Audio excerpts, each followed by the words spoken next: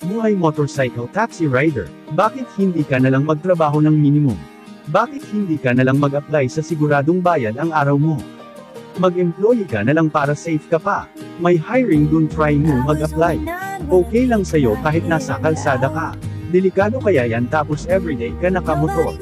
Sa bawat salitang sinasabi nyo sa amin bilang rider, isa lang masasabi ko dyan, masaya kasi kami sa ginagawa namin.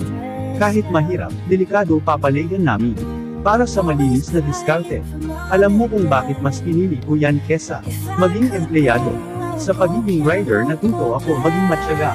Sa pagiging rider natuto ako na humawak ng pera.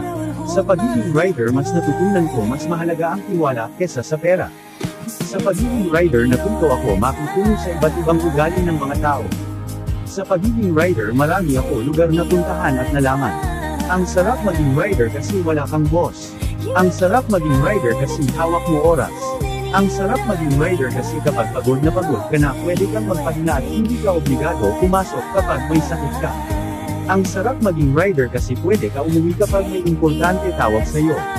At ang pinakamasarap sa pagiging rider, wala kang katrabaho na sip-sip. Oo, rider ako pero hindi ko sinabing habang buhay ako mag-taxi rider. Bilog ang mundo balang araw tayo naman nasa itaas.